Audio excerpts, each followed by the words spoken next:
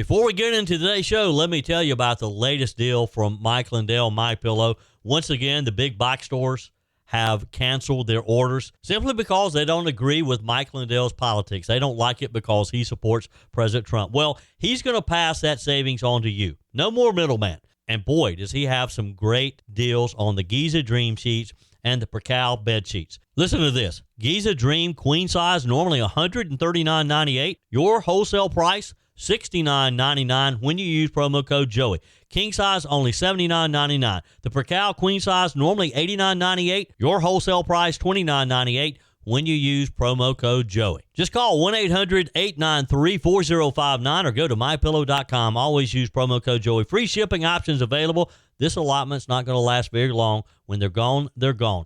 mypillow.com. Promo code Joey. Thanks for joining me in the PhD Weight Loss and Nutrition Studios. To lose weight for the last time, visit myphdweightloss.com. President Donald Trump blasted California Governor Gavin Newsom's international outreach as inappropriate yesterday. This, of course, was in response to Newsom's so-called European diplomacy tour. We have the details for you. A horrific shooting leaving several dead and many hospitalized after a gunman opened fire in the middle of a high school hockey game in Rhode Island happened yesterday afternoon. And millions of immigrants who have crossed the border with Mexico since 2020 could change the balance of political power in Congress. But here's the irony. All those immigrants who took advantage of Joe Biden's open-door policy may change election dynamics in a way likely to boost Republican states that emphasize border security and not the more welcoming Democrat states who welcome them with wide open arms. You're going to want to hear this one. South Carolina GOP Chairman Drew McKissick joins us to talk about Joe Biden coming to South Carolina and a bill in the South Carolina House that will require school districts to implement a minimum grade that will stop the practice of a trophy for everyone. I told you we'd be back. And ye shall know the truth, and the truth shall make you free. It's Joey Hudson. I wanted to name it the Joey Hudson bill, but, they don't allow you to put names on bills. But I wanted to call it the Joey Hudson bill because I know that one's been near and dear to you for a number of years. That's how it's done. Let your voice be heard. And the truth shall set you free. Here's Joey Hudson. A high school hockey game in Pawtucket, Rhode Island, supposed to be a normal afternoon of rival teams, proud parents in the stands, kids on the ice. Instead, turned into chaos and tragedy. A gunman opened fire inside Lynch Arena yesterday afternoon. Authorities said 3 people, including the suspect, were killed in a shooting. The WPRI confirmed the gunman was the father of a North Providence High School senior and that he opened fire on 5 members of his own family inside the arena before taking his own life. 2 relatives were killed, 3 others critically wounded. Think about that setting for a second. This wasn't some late-night street crime. This was broad daylight, a youth sporting event, family, students from multiple schools in that particular area of Rhode Island, all competing alongside these schools. According to reports, the shots rang out from the stands behind one of the schools, Blackstone Valley, I guess, behind their bench during this rivalry matchup between 2 locals, Coventry and Blackstone Valley. Imagine the confusion. Skates scraping, parents screaming, kids diving for cover. A nearby Walgreens employee told reporters that people came rushing into the store saying there'd been a shooting. Staff locked the doors, evacuated, and people hid inside while 911 was called. That's kind of the level of panic that they were seeing. And here's one detail that stands out. According to a local sports editor, one father at the game wrestled a gun away from the shooter, but the suspect allegedly had a second weapon. Even with someone stepping up heroically in that moment, the damage had already been done, according to authorities. The mayor's office says there are no additional suspects. Schools involved are reporting their students are accounted for, and at least to the best of their knowledge, one young girl is dead, 4 others hospitalized, 2 family members as well. And once again, we're left asking how a place like this that should feel safe, a rink full of kids playing hockey, particularly here in the middle of the Winter Olympic Games, becomes the scene of tragedy. President Trump yesterday called for those responsible for 84-year-old Nancy Guthrie's disappearance to return her unharmed or face the death penalty. The president said he would instruct the Justice Department to seek the death penalty if Miss Guthrie, the mother, of course, of NBC Today host Savannah Guthrie, is killed. This was in an interview with New York Post. The president called for very, very severe, the most severe, he said, federal consequences if Miss Guthrie is found dead. She was abducted, of course, from her home outside Tucson on February the 1st. We're in the middle of the week 3. When asked if he would direct the Justice Department to pursue the death penalty for the kidnappers, the president responded, the most. Yeah, that's true. Earlier yesterday, the president expressed optimism that the search for Miss Guthrie, now entering again its 3rd week, will end in a positive result. In a True Social post, the president praised former FBI agent Nicole Parker's explanation of the investigation on Fox News and acknowledged the hard work of officials probing the case. He said, Nicole Parker, formerly of the FBI, is doing a great job explaining the Nancy Guthrie investigation. Others also working so hard with such expertise and knowledge. Hopefully there will be a positive result. Now, the president on Friday commented on why the FBI has not taken over as the lead agency investigating the disappearance. No suspects, persons of interest have been publicly named, although authorities yesterday made the announcement that the Guthrie family itself are not suspects.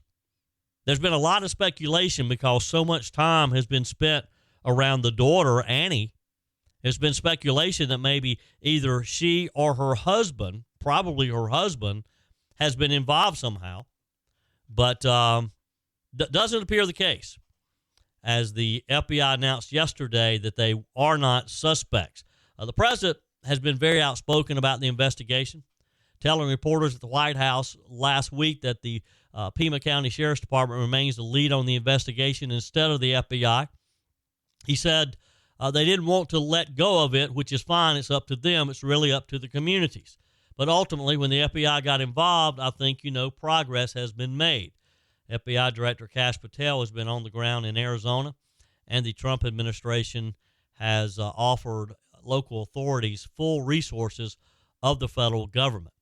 But it really does beg the question, doesn't it, as to whether or not the FBI is really playing the role that they should be.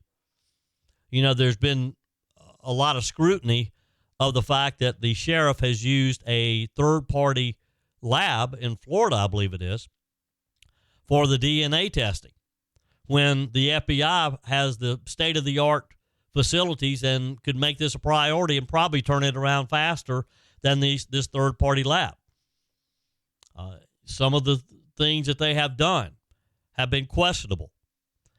And we all hope that Miss Guthrie is returned. Been a lot of speculation, a lot of coverage, of course. And it's kind of interesting. My buddy Mike Gallagher has basically taken the position that, hey, I'm not going to talk about this all day on the show like Fox News and some of the others. I'll update you when there's an update. But like every day, because the networks want to keep this story going, there's breaking news. I mean, last week when the FBI set up a tent in the yard of Miss Guthrie's home, that was breaking news. I mean, they stopped all programming and watched, had one of their live cameras out across the street, I guess, showing these FBI agents, or maybe it wasn't FBI, maybe FBI in partnership with the Pima County Sheriff's Office, showing them at this white tent. Now, as it turns out, it didn't mean anything. I don't know that anything changed just because they set up a white tent. But that's kind of the way the coverage has. Remember last week, too, when the SWAT team was waiting in a parking lot somewhere, and the speculation was they're about to be told where to go to pick up the kidnapper, maybe even recover Miss Guthrie. And the cars and the trucks and this crime command center, they go speeding down the road, and one would assume that the media is right behind them because Jesse Waters kept giving us an update on where they were and where they were headed. So I'm assuming Fox had somebody following them, and it turned out to be nothing again. I guess the media is just, they're taking the attitude that they want to be ready so that because if and when they are able to hopefully find Miss Guthrie alive, that they'll be the first to report it. But it is kind of suspect, isn't it? And it's actually, this is a very sad situation, so don't misunderstand me, but it's kind of comical the way the media is covering it, isn't it? They have these reporters out there breathlessly reporting on every little detail. And most of it so far has not led to anything that amounts to a lot. Obviously, they don't appear to be any closer to recovering Miss Guthrie than they were 3 weeks ago. I hope that changes soon. Love to get your take on it. Are you tired of wall-to-wall coverage of the Guthrie case? And here's the other question. Do you think if it were any other family, it'd be getting this type of attention? Text me, email me, joe@joeyhudson.com. Joey Hudson here. You tried keto, paleo, Weight Watchers, intermittent fasting. You lose weight, then it comes right back. You blame yourself, your willpower, your discipline. But here's the truth. It was never about willpower. There's one thing that determines whether your body burns fat or stores it. And if you don't fix that first, every diet will fail. At PhD Weight Loss, they identify that one thing and they build a plan that works with your body, not against it. And if you call now, you're going to get 2 weeks free in the program, and they'll pay for your food so you can finally see real answers without more trial and error. If you've done the yo-yo dieting and want clarity, call PhD Weight Loss now and mention Joey Hudson. No more guessing, just answers. Call 864-644-1900. That's 864-644-1900. Say Joey Hudson. That's 864-644-1900. Also find them online at myphdweightloss.com. That's myphdweightloss.com. Do it once and for all. Lose the weight the right way by calling PhD Weight Loss today. Senate Republicans say they have enough support within the GOP conference to advance their legislation that would require proof of U.S. citizenship to register to vote and a photo ID to cast a ballot. But the bill faces a very unified Democrat opposition and, of course, the Senate 60-vote threshold. The Democrats have promised that they will be filibustering this. Now, the bill is called the Safeguard American Voter Eligibility Act, shortened to Save America Act.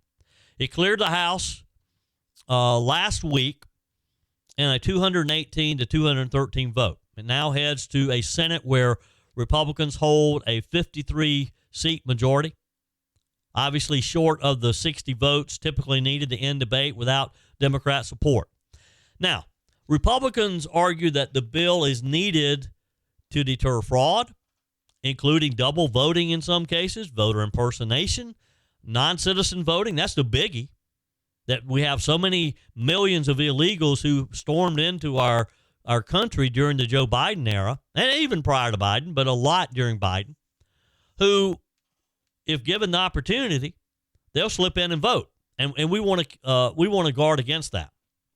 Democrats say the new documentation requirements would make it harder for some eligible voters to participate and could disproportionately affect minority voters. They've even went so far as saying that it could hurt the chances of married women from being able to register to vote because of their name change when they got married. Now, all this is just crazy.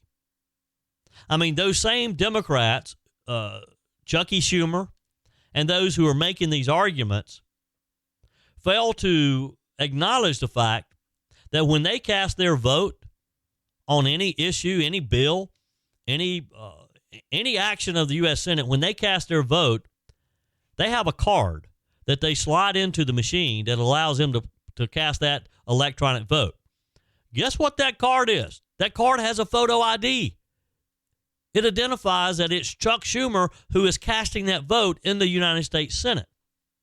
But yet he doesn't want to require others to have that same type of ID to cast a vote in, say, a presidential election. Now, here's where it's going to get kind of interesting. Again, Republicans argue that that they have the 53 votes, but they got to get past the Democrats' filibuster. So with rule changes off the table. GOP leaders and conservative activists are pressing for a procedural gambit known as a talking filibuster, which requires lawmakers trying to block a bill to physically hold the floor and speak continuously to prevent a vote, rather than simply signaling opposition to trigger the modern 60-vote cloture threshold. This is the old-style filibuster that we learned about in high school civics, where you literally have to stay up there and talk. And back in the day, we'll get into this in just a minute, back in the day, they'd read a telephone book or something. I mean, years ago, lawmakers who were seeking to delay legislation, again, had to physically hold the floor. And they would read newspapers, they'd read cookbooks, they'd read telephone books.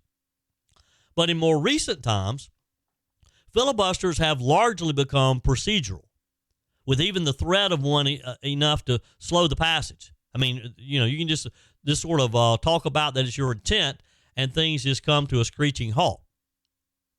Senator Roger Wicker, Republican from Mississippi, told the Washington Times, "It works great in movies," and he referenced the 1939 film Mr. Smith Goes to Washington, in which a senator speaks for 23 hours to protest corruption.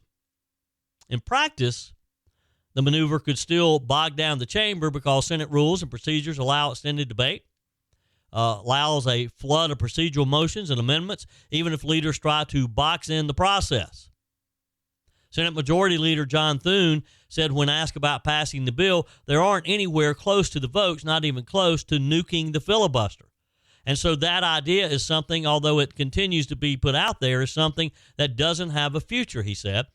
Is there another way of getting there? We'll see, he said, noting that Republicans are discussing alternatives. Senator Mike Lee, the bill's lead sponsor, has urged colleagues to force Democrats to physically hold the floor.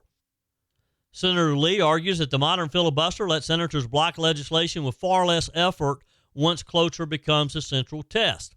Lee posted on X, enforcing the talking filibuster is not, all caps, eliminating the filibuster. It's just enforcing the Senate's rules and making Democrats opposed to the Save America Act actually speak if they want to filibuster. He said, if we don't do this now, we might as well prepare to lose. Several conservatives, including Republican Senator Ted Cruz of Texas, Ron Johnson of Wisconsin, and Rick Scott of Florida, have expressed their support. Others have warned that the tactic could burn scarce floor time that Senator Thune has said he wants for priorities like housing, permitting, market structure, AI, the Farm Bill, the Highway Bill, and the list goes on and on. Senator Josh Hawley expressed his support too, saying, I'm very open to that. I'm not sure my colleagues are very enthusiastic about it, though. Now, on the Democrat side, Senator Brian Schatz of Hawaii argued that forcing an around-the-clock floor fight would still amount to weakening the filibuster in practice. He said, we tried the exact same thing, but nobody mistook it that for maintaining the filibuster, that is going nuclear. It's far from going nuclear. Not at all. Look, when people think of the filibuster, again, it's what we learn in high school civics. They think about a senator having to stand there for hours and hours and hours. And one name often comes up.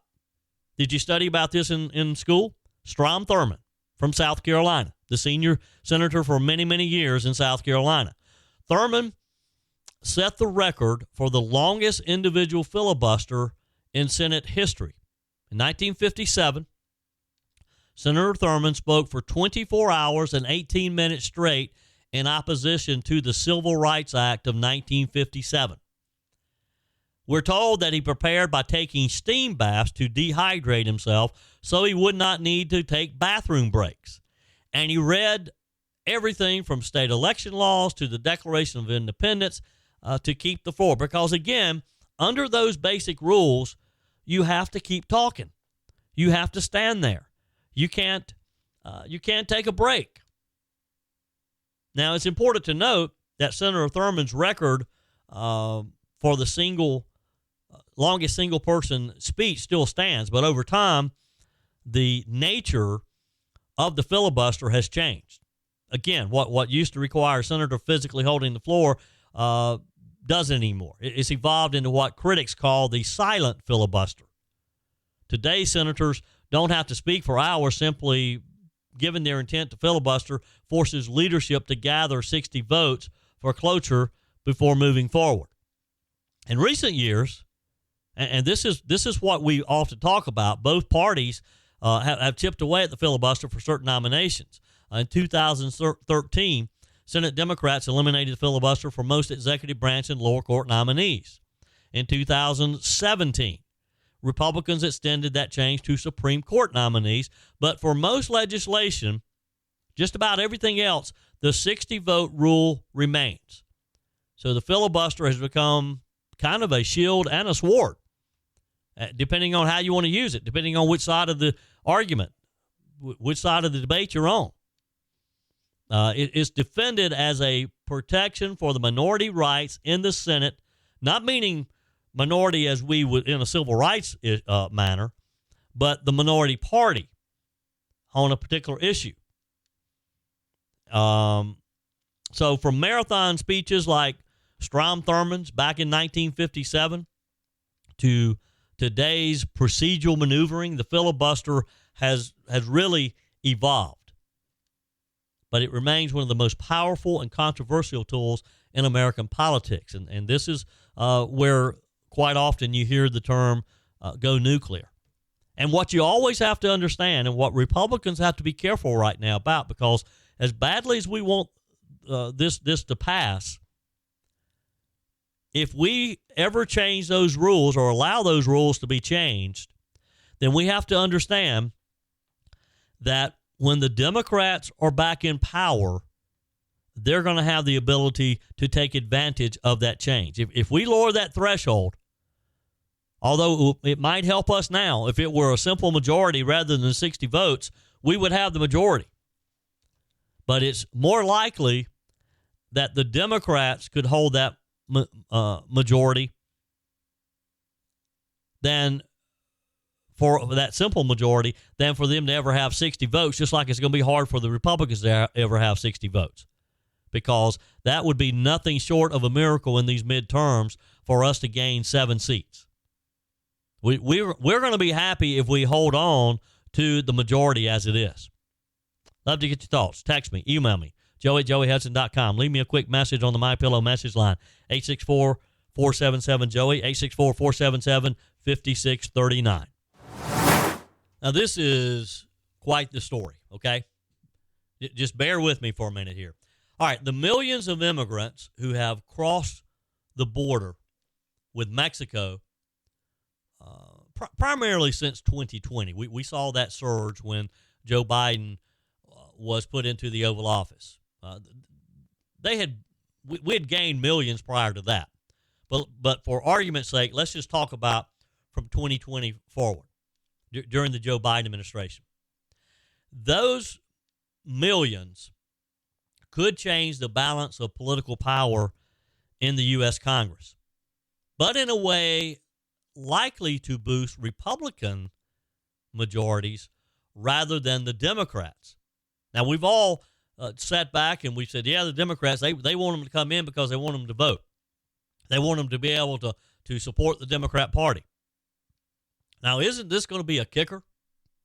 If, in fact, those people, because of the next census and the way that the new congressional maps are written, and as far as, states get their allocation of congressional seats is based on population. Now, the reason this is getting attention is because many of the new immigrants join state-to-state movers gravitating to the fastest-growing conservative strongholds of, like, Florida and Texas. And it's boosted those states' populations. California, New York has also had large influxes from the border, but ended up losing population anyway because people just wanted to get out of Dodge or get out of California and New York. The vastly different population changes, though, is threatening to scramble the Electoral College map. California, other Democrat states, lost immigration-related population gains when residents moved away during the pandemic or while seeking jobs and housing in a much more affordable, less tame, a more conservative state. I mean, we've had people moving into the South like crazy from New York and from California. Now, as you know, as I mentioned a minute ago, Republicans have for years now accused Democrats of encouraging immigration for their electoral benefit. But this is the funny thing. The irony is that the shift is likely to help Republican-leaning states in the next decade. The Constitution, of course, allocates congressional representation by population, including non-citizens. Every 10 years, the country counts its people, then shuffles the number of U.S. House seats given to each state. So that paints the picture for you, okay? In presidential elections, each state has the same number of electoral votes as it does congressional representatives. So if a state picks up a House seat, they pick up an electoral college votes. Several experts who have studied this agree that after the next census in 2030, California is likely to lose 4 House seats in the U.S. House of Representatives. Texas is likely to gain 4 House seats. So you see where this is headed? Adam Kincaid, he's president and executive director of the GOP-founded American Redistricting Project, said the changes could dramatically alter the electoral college map, with the Midwest no longer a blue wall against Republican presidential victories if the region loses 3 seats by his calculation. On the plus side for Democrats, immigration helps stem population losses in many blue states. But it's hard to predict the next 5 years, he said. Housing is expensive. It's hard to get in states such as California and New York, he noted, while also blaming Democrat policies that drive where people want to live. He said, I don't think anybody rationally expects Florida and Texas to grow as rapidly through the decade as they did during COVID. We'll all be wrong. These are only forecasts and things will change. Now, 3 forecasts for 2030, one provided to State Line by Jonathan Service, an assistant teaching professor at Carnegie Mellon University, one from Mr. Kincaid's American Redistricting, and one from William Fry, a demographer at the Brookings Institution, all show Democrat states in the Northeast and the West losing House seats, while fast-growing, mostly Republican states in the South and West gaining seats. This spells disaster for Democrats. They also point out, in addition to the representation changes in California and Texas, Florida would gain either 3 or 4 seats in U.S. House as well, depending on the forecast, while Illinois and New York each would lose either 1 or 2 seats. Again, Democrat states, Illinois, New York, could potentially lose to a red state like Florida. They've noted other possible gains would go to Arizona, Georgia, Idaho, North Carolina, Pennsylvania, Tennessee, Utah. Again, there's some variables there, but this is the direction they think it's leaning. They also believe Minnesota, Oregon, Rhode Island, and Wisconsin would probably lose seats. Now, these forecasts were developed from new census population estimates that attempt to show where millions of border migrants went since 2020 based on court records showing zip codes of residence. And this is like polling. There's sort of an art and a science to it. Florida, Texas, California each got around 1 million immigrants, many from the border surge of 2022 to 2024, Joe Biden's surge.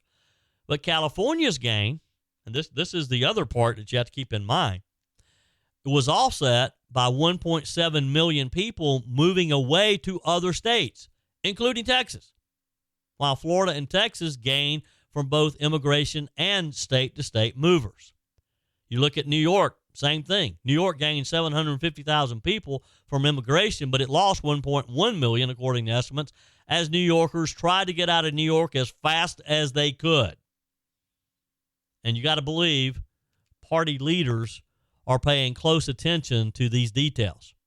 Republican states could gain more seats in the U.S. House after the redistricting in 2030, assuming heavily Republican states like Florida and Texas remain that way. So the key here, of course, as it looks to be, is Florida, Texas.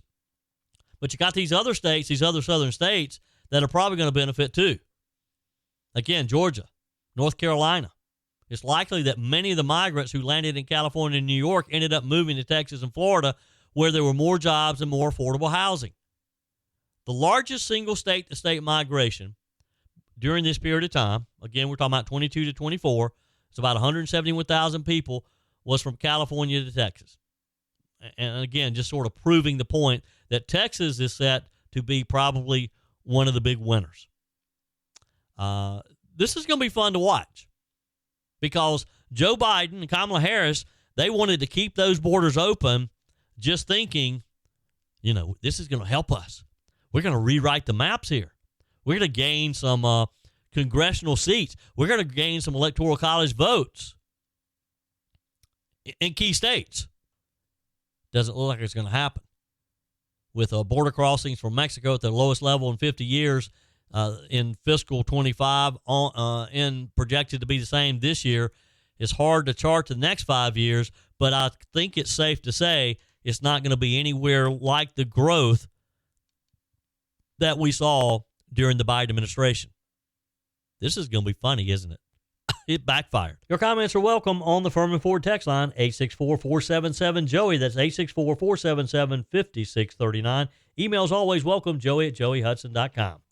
Speaking of the Furman Ford text line, it's never been more important to support locally run businesses owned by people who actually live here in the upstate.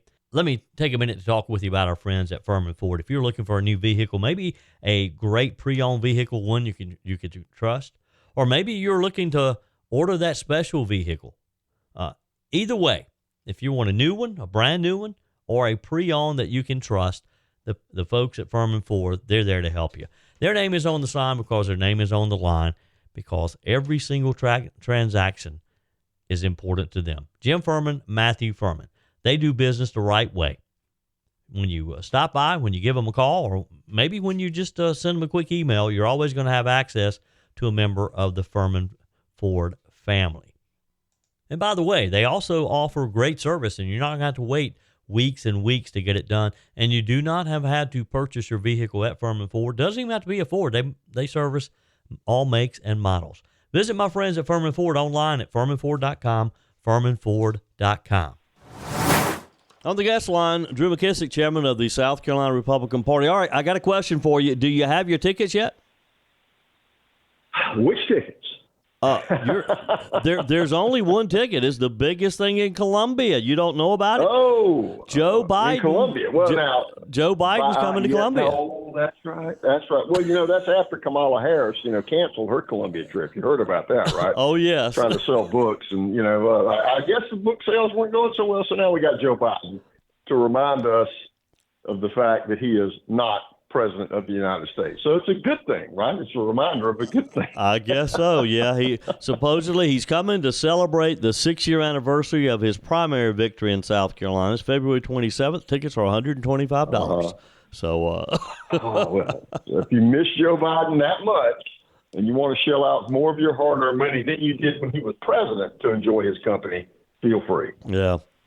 Well, we will see how many tickets they sell for sure. So let's talk for a minute. There's a bill in the South Carolina House. It passed subcommittee last week, and they're really pushing this. It would prohibit minimum grades in South Carolina schools. What's your thoughts on that? Well, I think anytime that you are doing more to raise the bar when it comes to education and back to something that resembles common sense when it comes to, grades and merit, how we decide and judge who passes and who fails and who needs to go back and look at it again, is going to be a good thing because, we know that skills that you learn at the lower levels are the things that you're going to need to step on the higher levels when it comes to education, particularly math. But also other skills, and the less that we actually make that likely, the more we're going to have to do for those individuals later in life. Yep. I hadn't even thought about this in a long time, and I didn't realize it, but evidently there are some schools, some school districts, and I guess there's no standard statewide. Each school district kind of sets this themselves, but some would have a minimum of a 50, and so you got a 50 if you did nothing. And so, Right. so House leaders are saying, hey, look, you need to earn that. This is artificially showing people, showing these kids that they're doing okay when in some cases they really aren't. 100%. And not just you have the grade inflation that can lead to, but also people who get passed on to the next grade again, who haven't necessarily learned what they need to learn to go to the next grade. And that sets them up for failure in the future. That's not fair to them. But the fact that you've got different school districts using different standards is certainly, in my mind, something that needs to be corrected because, and these are districts that are run by local school boards in a couple of places that are actually appointed by legislative delegations, by the way. So we don't exactly have a standard for that they all have to be elected. But I mean, that's, again, something that sets children up for failure in the future, and it's not fair to them and not fair to the rest of society. Yep. South Carolina Republican Party Chairman Drew McKissick, our guest today. So we're in, this is our first week, started Saturday, of a partial government shutdown since Congress is not in Washington week. I think this week we can at least say it's going to last this week, maybe weeks to come. Any thoughts on where we're headed with this? Well, you just reminded me that we were shut down, and I forgot about it all weekend. I mean, are we really? I mean, has anybody noticed? What are we gonna do, or what is somebody going to try to do? And when it comes to government or government services or things that government needs to do that's not going to get done, that people are going to go, oh, the government's not working today. I think very, very little. I mean, look, but the politics of it is right now the most interesting thing to me. Is the fact that the Democrats want to move forward with essentially attacking law enforcement. They're trying to defund elements of law enforcement because they don't like the laws being enforced. To me, that's not a politically smart place to be. I mean, if I were the Democrats right now, I would stay focused on, economic issues, try to continue to convince everybody that, what Trump's doing for the economy is not good for them, et cetera, which I think in the long term is going to be a losing battle. But, telling people that they don't want to enforce laws that 80% of Americans want to enforce is not a politically good place to be. And then attacking the people who enforce the laws and trying to defund them. Yeah. Again, it's like the defund the police movement, they had several years back, except in this case, it's defund immigration police. Well, again, it's a popular issue. It's an 80-20 issue. And, to fight and be on the wrong side of it doesn't make any sense to me. And I'm kind of curious how long Chuck Schumer and company will go before the cooler heads prevail and they figure that out. Yeah, exactly. Well, as you said, nobody really notices it unless, of course, you are traveling. And, of course, I'm told that TSA is funded through the first week in March, so you won't even notice that necessarily. But anyway, air travel could potentially be disrupted. Next month, we will have filing opening and we have a number of candidates who say they're going to file to run for governor. And so that's going to be a very hotly contested race as we head towards June the 9th. You guys are planning some debates so that people can get to know these. Talk with us about those dates and how people can find information about it. Sure. So we're putting on 3 primary debates and 1 in case we have a runoff, which is a good chance we will. We have 5 candidates who say that they're running. It'll be March the 17th at Coastal Carolina, April 21st at the College of Charleston. I believe it's May 26th at Wofford. And then 1 week before the prospective runoff at the Newberry Opera House. And the goal, obviously, is for Republicans in South Carolina to be able to hear from these candidates. And hopefully actually begin to decide who they want to work for, which campaign they want to join up with. Pick a horse, get out there, help them run, and then at the end of the day, when we have a nominee, everybody gets on the same team and we go win in November. But in the meantime, in order to get access to tickets for those, you can send an email to debate@scgop.com, debate@scgop.com. Let us know you want to come, which one you want to come to.